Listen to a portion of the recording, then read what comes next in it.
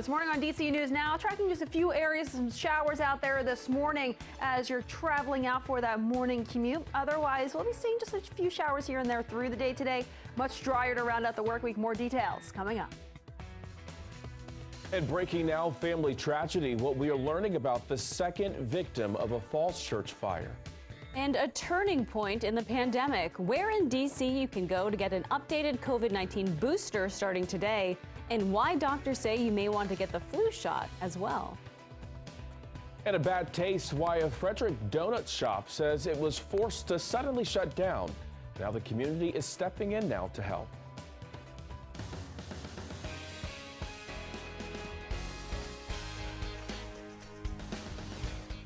But first, taking another swing, a Hyattsville native is hours away from playing in his first U.S. Open quarterfinal. We are live at the Junior Tennis Champion Center in College Park, where he got his start. And your time right now is 6 o'clock on this Wednesday morning. Thanks so much for waking up with us. I'm Corey James. Good morning. I'm Tanaya Wright. You will notice some cooler temperatures when you step outside this morning. Let's get right to meteorologist Jackie Layer with a check on our Wednesday forecast. Good morning. Yeah, good morning, Tanaya and Corey. We're also tracking a few rain showers to greet you as you're stepping out the door, too. So a few of those to talk about. We have a batch just to the south of Hagerstown, another over towards parts of Virginia. We're talking near Centerville, but over towards D.C. We did see a line of showers pass through about an hour or so ago, but then that has since dispersed and really pushed its way and really fell apart as it moved its way across parts of Prince George's County. But now we do have another line passing through. We do have some lighter rain showers out towards Reston, but down towards Centerville and areas just to the south and west of there. Seeing some more moderate rainfall even closer towards Manassas right now. And as we head up towards the north, talking north central Maryland and then extending into northernmost parts of Virginia, we're seeing those rain showers passing through just south of Boonesboro now and now moving into Frederick as well as Brunswick as we speak. So again, you'll be dodging a few of those raindrops through that morning commute, and we're seeing reduced visibility because of some of these rain showers. Down to 7 miles in Frederick, 5 in Manassas, 7 in Culpeper, down to 1 mile in Luray. So please take it slow on your travels. Leave a little bit of extra time out there. Upper 60s to low 70s right now. Dew point's a bit muggy too, but high temperature today only varying into the 70s for much of the area, which is below normal for this time of the year. We just have a few shower chances through the day today as this low continues to move its way off the coastline, and we'll see drier conditions towards the end of the week. More details coming up right now. Toss it over to Shanika with the very latest on traffic. What can people expect as they're hitting the roads?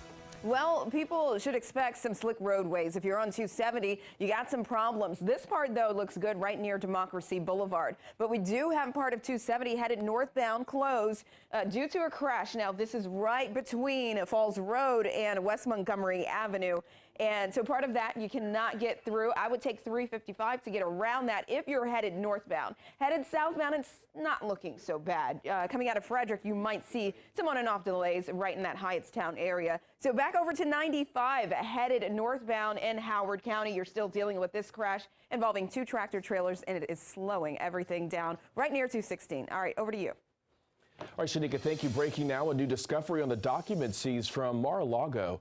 This morning, the Washington Post reports a document describing a foreign government's military defenses, including info about that country's nuclear capabilities, was among the documents taken from former President Donald Trump's home.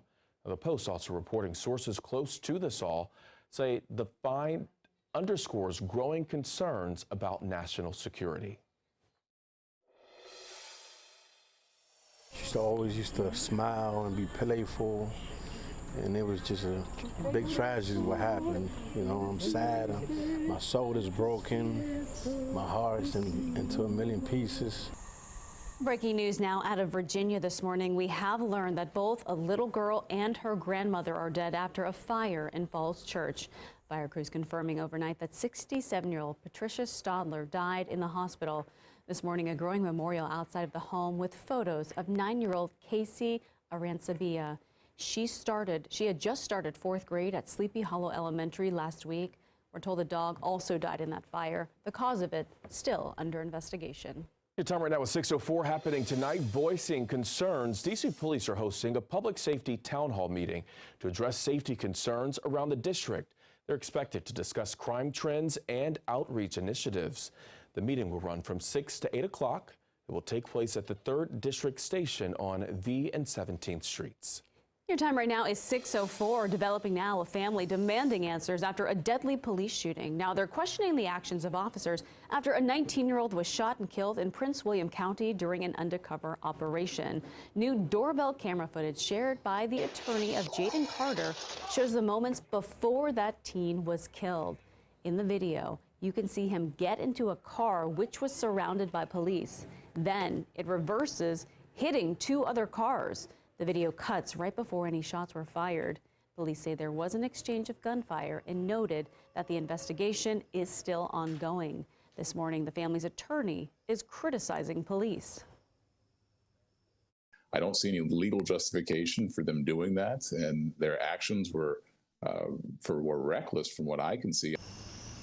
The Arlington County Police Department is taking the lead on this investigation.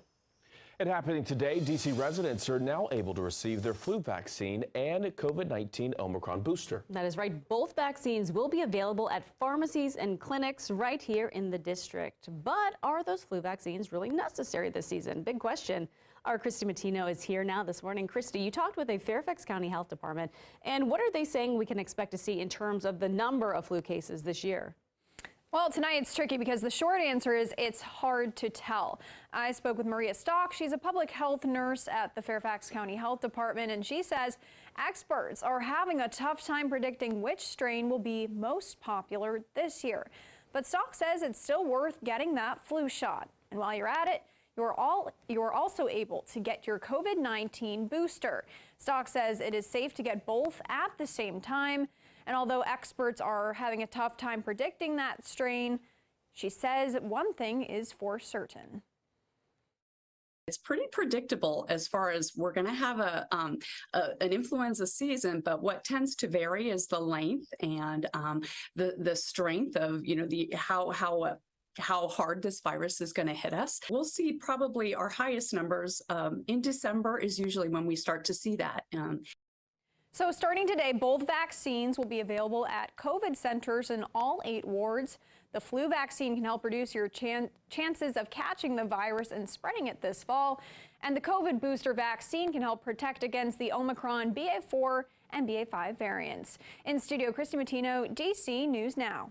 Christy, thank you. This morning, a push for more pandemic funding. The White House COVID team is pressing Congress for cash. They want to use the money to combat the spread of COVID. Officials say money currently left may not be enough to fight off another winter wave of the virus. Last week, the White House ended free COVID tests, and leaders right now worry it may be difficult to keep free shots going. We need to play the long game against this virus. That is going to require additional resources from Congress. We may have the vaccines today for folks for this fall vaccine effort. We don't know what's coming next. The White House is requesting $22 billion for future COVID vaccines, testing, and research. Happening today, President Joe Biden and First Lady Jill Biden will host former President Barack Obama and Michelle Obama for the unveiling of their official White House portraits. The ceremony is typically hosted by the president's immediate successor. The tradition skipped the Trump administration, and the Obama's portrait will be revealed by his former vice president. All right, well, new this morning, a Frederick, Maryland favorite is shutting its doors. Shanika is here now to explain more about why the donut shop is closing and why the employees are asking the public for help. Shanika, good morning. Good morning, Tanaya. High operation costs and pandemic problems proved to be too much for Glory Donuts. Owners say those factors, combined with other troubles, forced the shop to suddenly shut down. The shop posted to Facebook saying it had a plan to stay open through the end of the week.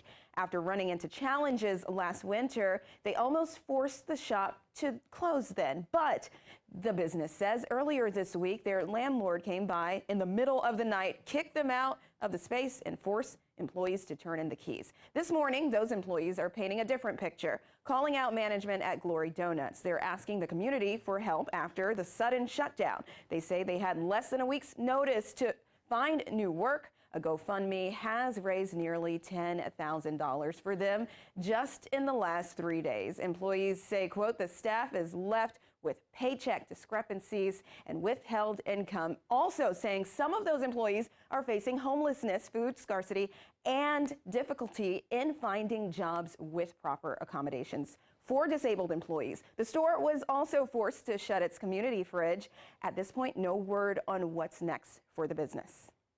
Shanika, thank you. Your time right now is 6:09. Happening today, a local tennis star is playing in the U.S. Open quarterfinals. Frances Tiafoe upset Rafael Nadal in the 4th round on Monday. NBC News Now's Lex Juarez has the scoop on what to expect today. She is joining us live from College Park, where Tiafoe's tennis training first began. I believe he has kind of a family connection to the place, too. Yeah, Corey, that's absolutely right. Well, Tiafoe is on track to become the world's best tennis player, and his journey with the sport, it started right here in College Park at the Junior Tennis Champions Center. Now, his first introduction to tennis was unusual. His dad was the head of maintenance at the tennis center, which gave him access to top coaches. And when he was 5, he went to his first tennis camp for free and quickly became one of the top players in his age group. By the time he was 14, he was #1 in his age group, and now here he is at 24, the 22nd seed in the U.S. Open bracket. On Monday, he beat #2 Rafael Nadal, and today at 1:30, he's going to be facing #9, and that is Andrei Rublev. Of course, we're going to be tuning into that, and a little bit later this morning, I'm going to be inside the tennis center talking to some kids who are just starting out, hoping to follow in his footsteps. For now, live where it all started in College Park. Lex Juarez, DC News Now.